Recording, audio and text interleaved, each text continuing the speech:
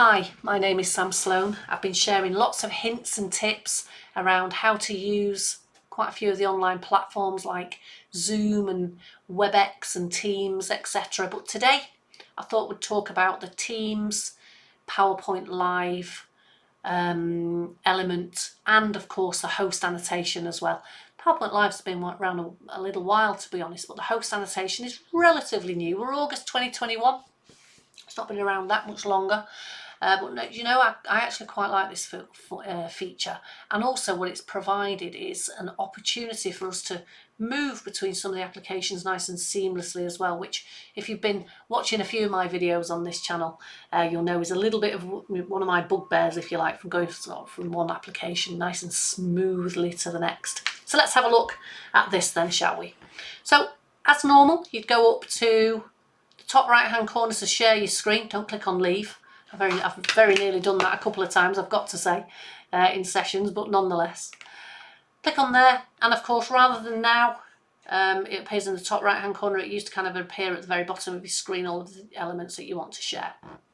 So you've got your windows, that's your screen, your desktop if you like, so that will share everything that's on there. So if you've got any pop-ups or anything like that, if you've still got Outlook open and maybe, I don't know, something confidential could pop up, just be super careful with that, just to make sure that you're not oversharing anything.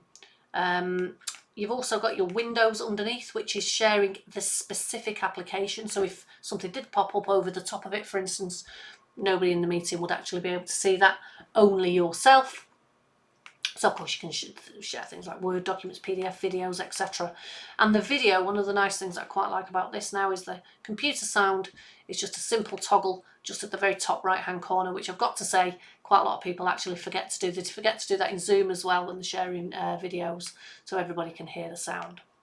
So that's the application share, that's the desktop share, which is great.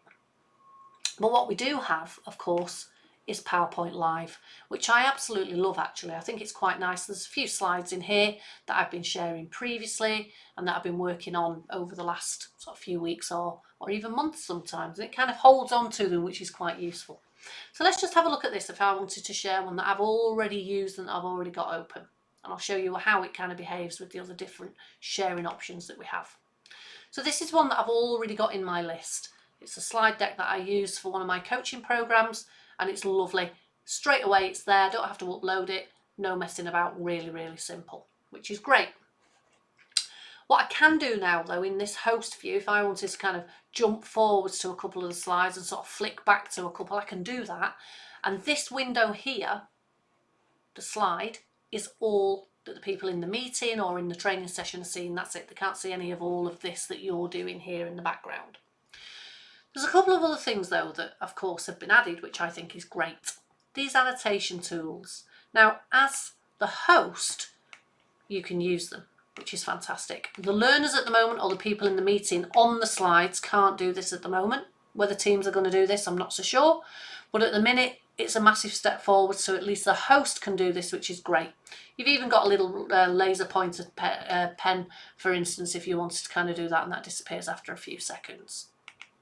Just bring your cursor back once you've kind of finished doing with them. If I wanted to get rid of this, I just simply click on the eraser, or double click on the eraser, seems to bring up that little box, and then it just clears everything for everybody, which is super handy. Nice function. I'd really like to see it for the people in the meetings as well, which would be really nice. There's a few more actions though. Hide presenter view, that literally just gets rid of this down here at the bottom, as you can see. I'm just going to pop that back on again. And what you also have is view slides in high contrast, again, if you wanted to crisp them up. And also translate slides, which again is really quite useful for maybe if you're joining a session not in your own mother tongue. There's also a grid view, which again, this is a very big deck, I've got to say actually. But what this does do is it allows it, again, for us to just be able to flick through those slides. As you can see, this is one of my coaching courses. And then of course, I can just jump forwards as much as I like, or jump back and nobody in the meeting is any of the wiser. You just simply click back off that. When you've done that, it takes you back to that view. If there was any notes on the slides, they appear here on that right hand side, which again I think is quite nice to kind of have. If I just jump forwards actually, if I go to that one, it might be, or maybe that one. There should be some notes. I'm sure there is on a couple of those. It's not bringing them up. If there was any notes, I thought there was notes on there, but clearly there isn't on any of those slides.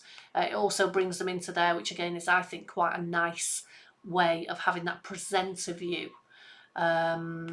just to help you as the host or as the presenter, for instance. I just think it's a really nice to have. One other thing though to kind of bear in mind and to watch out for is this up here. If you stop presenting, that's going to obviously stop the whole slide deck being presented to your audience. But what your audience can also do is flick through your slides. So this little icon here, this little eye icon, it stops them doing that. Because at the moment, if I look up at my second screen up here, what they have is a very similar little bar at the bottom here where they can see all of my slides.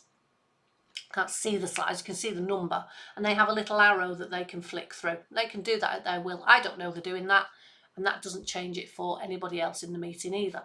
So if I click on that, it takes away that piece of functionality for them. They can't do that any longer, so they have to be on the slide that I'm on as the host, which again is quite handy to know. So just remember to just toggle that on. One thing though that I do like about PowerPoint Live, I can go between PowerPoint decks now. So let's go back to here. Don't want to share my desktop at the moment. Don't want to share a window. I want to share another PowerPoint that maybe I've been working on. So if I go up to this one here, let's just bring it, that's a reception one, so that's quite small. So let's just bring in this. This is quite a small deck, like I've said. You can see there's only a sort of few slides on here, just a very simple sort of deck. Just to flick through as the learners are joining, for instance. That can work quite nicely, just to kind of go through some of the tools. But I can flick straight from one to the other, which is again one of my bugbears, making sure that it's nice and seamless, makes it nice and professional. And I can do that as much as I like with the ones that are actually loaded in. If I don't have any loaded in, I just simply click on my computer and I can load in, I don't know, where am I up to on here? Let me see if I've got something that I can just load in. Let's go into here. Just want to try and bring in something that's probably quite small. Probably that one there, that might do it. No, that's probably a very large one. That one will do. And I'll just open that. It's only because it's quite a small deck. And what that will do is then it will bring it into the session and it will then appear on that right hand side once I go into my deck. And there you go. There's another slide deck that I've just loaded in. The learners are none the wiser with that, so I can literally go from one to the other with these, which is again just really nice and seamless all of the way through. This is a slightly bigger deck, this one. But nonetheless, that's great going from one PowerPoint to the other. I can load them in, superb. What about if I want to get to another application? Now, because I'm in PowerPoint Live, it allows me one bite of the cherry if I want to leave PowerPoint Live. So I can share PowerPoint all day and going from one to the other. But let's just say I wanted to share either my desktop or I wanted to share a window, for instance. So I've got another PowerPoint open here, for instance. It can be any of these documents. So I can share the application. The only people that are going to be able to see that particular application are everybody in the meeting. Anything that comes over the top, not going to be able to see that. Or I can share my desktop. So if I share my desktop now, what you will see in this particular session is just me and the screen will have gone blank. But what the learners can see is that slide deck there. That's what they would be able to see. But because it's a desktop share, that means if I pull anything over the top of that particular desktop share, then like it was said, then that's everything on show. So you've just got to be super careful with things like confidentiality. However, look what's happened now to my share button. I've now only got a cross. I no longer have that arrow up, which allows me to go back and share other applications. So I'd have to stop share.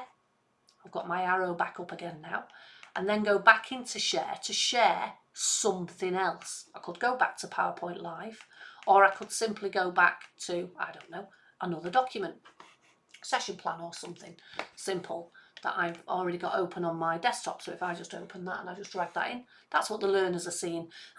Now, for instance, So, little bit frustrating because it's giving me it in one way but not in the other. So I only get one bite of the cherry to go seamlessly between different shares rather than just simply going from one to the other. But nonetheless, it's given us that choice. I think it's great, like the PowerPoint Live, like we've said. Everything appears here. You can upload from your computer. That's great. You can even jump from one to the other, which is superb. Give it a go. See what you think. Let me know in the comments below as well. If you're not subscribed to the channel, there's loads of tutorials on here for Zoom, Teams, all of the rest of it. If there's anything that you'd like me to do a tutorial on, let me know, and I can always do that for you as well. But yeah, thank you for listening and for watching, and have a lovely day.